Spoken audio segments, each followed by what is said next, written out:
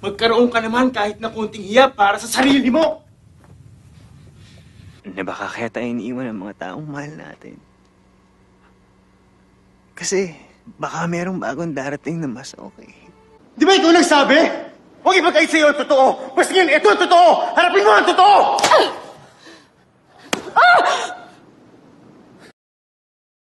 Si John Lloyd Cruz ay isa sa mga pinakakilala at respetadong aktor sa kasaysayan ng modernong pelikula at telebisyon sa Pilipinas. Mula sa simpleng pagsisimula bilang isang kabataang artista, umakyat siya sa tuktok ng karera bilang box office king, tambalang minahal at multi-awarded winning actor. Ngunit sa likod ng kanyang kasikatan, dumaan siya sa mga matataas na tagumpay at matinding pagsubok na nagdala sa kanya sa isang yugto ng pagbabalik loob sa sarili, pagbabago ng landas at muling pagsusuri sa kanyang sariling mga prioridad. Ipinanganak si John Lloyd Espidol Cruz noong 24 ng Hunyo 1983 sa Pasay, sa Metro Manila. Bata pa lamang siya nang pasukin niyang industriya. Sumali siya sa talent management arm ng Star Magic noong huling bahagi ng 1990s bilang isa sa mga batch 5 na bagong henerasyon ng kabataang artista.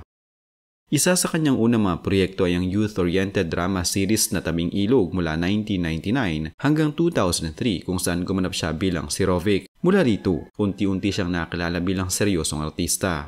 Ang kanyang tunay na pagsibol bilang primetime at leading man ay dumating nang maisali siya sa seryeng Kay Tagal Kang Hinintay noong 2002 kung saan nakasama niya si Bea Alonzo. At dito nagsimula ang isa sa pinakamatatag at minahal na love team sa telebisyon. Sa mga sumunod na taon, naging regular siyang bida sa maraming teleserye at pelikula at napatunayan ang kanyang kakayahan hindi lamang bilang isang matinee idol kundi bilang isang versatile actor. Habang tumatagal, lalo pang lumalakas ang posisyon ni John Lloyd Cruz sa industriya. Sa pelikula, isa siyang paboritong leading man at madalas siyang katampulan ng mga kilalang leading ladies. Kagwapuhan at dating, kundi dahil sa kanyang husay at pagiging komportable sa kamera. Maraming pelikula niya ang naging box office hits at ilan sa mga ito ay kinilala bilang mga klasikong pelikula sa kasaysayan ng Pinoy cinema. Bukod dito, nakatanggap siya ng malaking parangal. 2 o higit pang beses na nirirespeto ang kanyang husay sa pag-arte kabilang ilang gawad urian, famas at international na pagkilala. Hindi lamang sa pelikula, sa telebisyon, sa endorsement at sa pag-arte, kinilala siya bilang quintessential image of the contemporary leading man ng media. Dahil dito, maraming kabataan ang nakita siyang ehemplo at naging bahagi siya ng pop culture ng Pilipinas noong kalagitnaan at huling bahagi ng 2000s at 2010s.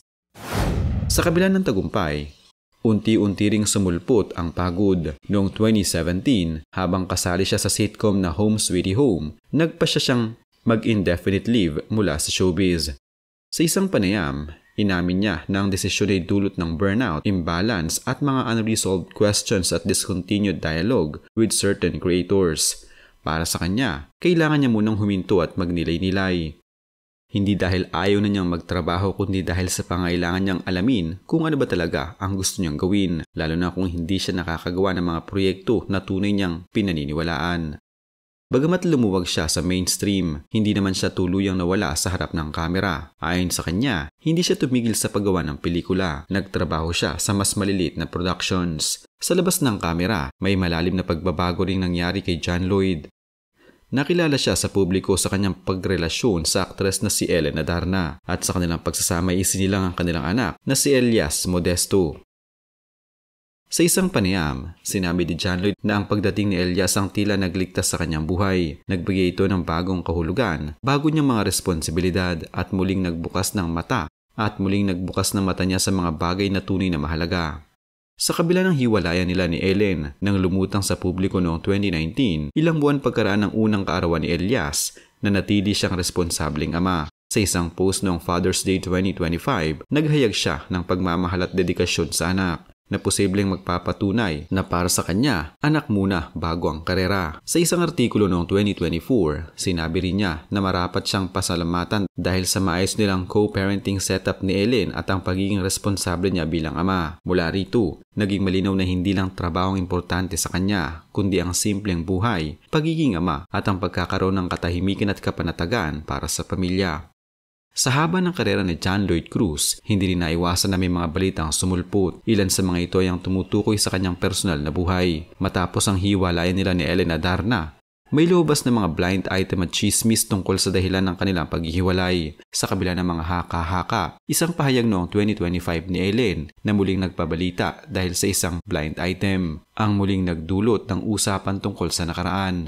Sa kabila ng mga intriga, malinaw din ang kanyang paninindigan na hindi basta-basta magpapakasal muli, lalo na't ayon kay Ellen, hindi naman nag-propose si John Lloyd.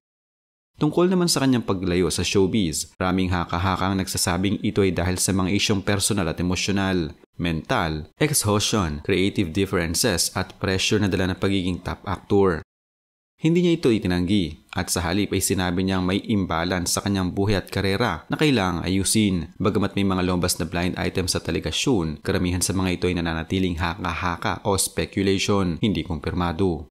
Ang mismong pag-withdraw niya sa showbiz ay isang matapang na desisyon para unahin ang sarili at pamilya kaysa permanenteng pangalan at kasikatan. Pagkatapos ng halos 4 na taong hiatus, formal na muling bumalik si John Lloyd Cruz sa showbiz noong 9 ng Nobyembre 2021 nang pirmahan niya ang kontrata sa GMA Network sa pamamahala ng Crown Artist Management. Sa panahong iyon, maraming nag-asang ito na ang simula ng kanyang muling pagbabalik sa telebisyon at pelikula. Bagamat may mga plano umano para sa isang sitcom at iba pang mga proyekto, naging limitado naman ang kanyang visibility at base sa mga ulat noong 2025, lumabas na humiwalay na siya sa Crown Artist Management. Ayon kay Maha Salvador, ang dahilan, desisyon ni John Lloyd na hindi gawing showbiz ang kanyang unang prioridad. Mas pipiliin niyang unahin ang pagiging ama. Kaya kahit formal siyang nag-comeback, tila mas pinili ni John Lloyd ang tahimik at simpleng pamumuhay, malayo sa malamlam na glitz ng showbiz at mas naging focus siya sa kanyang anak at personal na buhay. Noong 2025, may mga lumabas na kwento tungkol sa kanyang pakikipagrelasyon muli. May mga pahayag na naging close siya sa isang visual artist na si Isabel Santos. At may mga komentong lumabas na may mga plano silang mag-bonding kasama ang ka-love team niyang si Bea Alonzo. Subalit hanggang ngayon ay wala pa rin kumpirmadong balita tungkol sa isang bagong seryosong relasyon o pag-aasawa.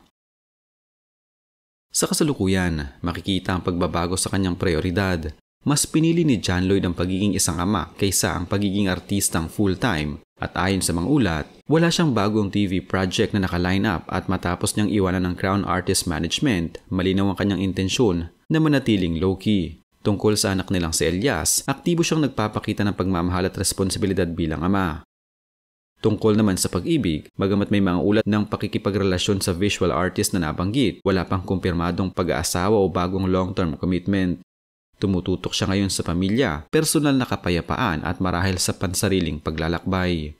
Sa patuloy ng pagbabago ng kanyang landas, si John Lloyd Cruz ay nananatiling isang simbolo ng pag-asa, rebisyon ng sarili at paghahanap ng balanse sa karera, pagiging ama at pagiging tao. Naway magsilbi ang kanyang kwento bilang inspirasyon hindi lamang sa mga naghahangad sumikat, kundi sa mga sabik ding bumuo ng isang buhay, hindi para sa musika ng aplos o camera flash, kundi para sa tunay na kahulugan ng pag-ibig, responsibilidad at katahimikan.